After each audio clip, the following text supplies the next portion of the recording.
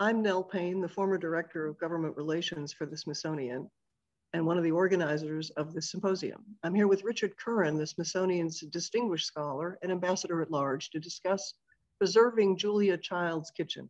Well, it's a wonderful story, Nell, and I think most people of a certain age certainly remember Julia Child and know of her. She was born and raised in California, went to Smith College, joined the OSS, met her husband, Paul, who was also in the OSS.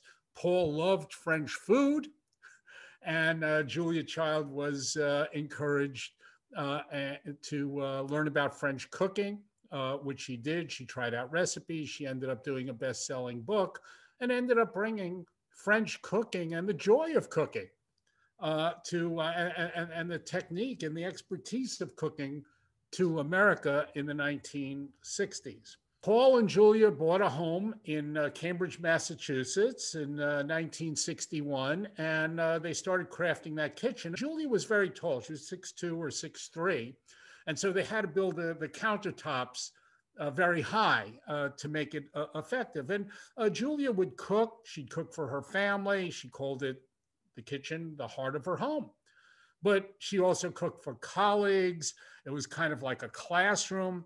And then she started doing television programs from her kitchen, and she ended up doing 3 national television series from that kitchen.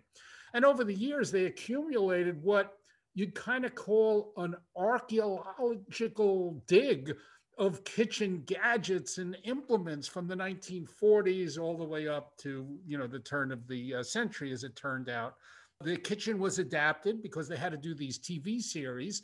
So unlike Your Kitchen or Mine, they had bars running at the top of the ceiling so they could do lighting. They had camera positions. So you could really understand everything about the preparation and the making. And of course, Julia Child used that kitchen as a stage set. Again, she wasn't a trained actress, but the kitchen became her stage set to the nation. And she invited everybody in, and everybody felt welcome in that kitchen. And what Paul had done in that kitchen is actually outlined on pegboards where every pan and pot would go. They had a very good system because Julia had to find things in real time in doing those performances. And so the whole kitchen was really very, very well organized. Paul Child was Julia's indispensable helper. He was her greatest supporter. He passed away in 1996. And Julia was getting up in age, was going to retire, go back to California. And many people, colleagues of Julia, friends of the Smithsonian said, Julia's legacy has to be preserved. This was a major moment in American cultural history and what she accomplished. So Julia had a soft spot for the Smithsonian, and the idea was some of her papers would go to Radcliffe College, and the house would eventually go to Smith College, but the kitchen would come to the Smithsonian. And we had curators at the American History Museum, Rayna Green and Paula Johnson, Nanci Edwards, who were self-professed foodies. They really appreciated Julia Child. They were, curators of American cultural history, and they really wanted they wanted some things from the kitchen, I should say. At first, the Smithsonian really had no desire to collect Julia Child's kitchen. The Rayna Green, Paula Johnson, Nanci Edwards go up to Julia's home in Cambridge in August 2001.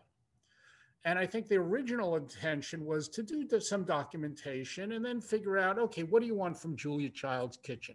You want a pot, a pan, a knife, some kind of things to reflect her contribution. And what they quickly realized during that August trip in meeting with Julia and starting to look through her kitchen was that the object wasn't a spatula. It wasn't a particular knife. The whole kitchen was the object. It was so well curated and organized. that they realized that was indeed the work of art, so to speak. That was the artifact.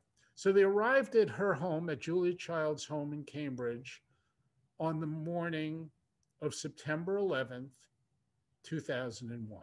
And they were in Julia Child's kitchen, watching on a small TV in that kitchen with Julia Child, where they saw the horrific events of 9/11. Julia Child, I think then 89 years old, really inspired our curators. She drew on her strength of wartime experience. And she said to the Smithsonian curators, we have work to do, just like our country has work to do. And the Smithsonian crew came back with a 24-foot truck in November. It took them 5 days to load up her kitchen and put it in a trailer. They had to send a crew afterwards to come and get the refrigerator and the Garland stove. They had to, again, disassemble the kitchen sink. And they had to take pictures, so everything, they knew exactly how to reassemble it. And then the truck came to the Smithsonian. And again, kind of like in the case of the Star Spangled Banner, they wanted to show the public what curation and conservation and the treatment of artifacts meant and how we did it. And so they created a space in the American History Museum for the reassemble of her kitchen, and they had windows and so on, so people could actually watch people unwrapping Julia Child's spatulas and knives and cataloging things for the museum. And that kitchen then opened up to the public in 2002. And then a decade later, it then was moved in the museum, and we used Julia Child's kitchen to anchor a much larger exhibition looking at American food, agriculture, health, changes in technology, changes in gender roles occasioned around food. People would come into the museum, and what they would ask is, where's Julia? And so that exhibit has remained a very, very popular one in American history to this day.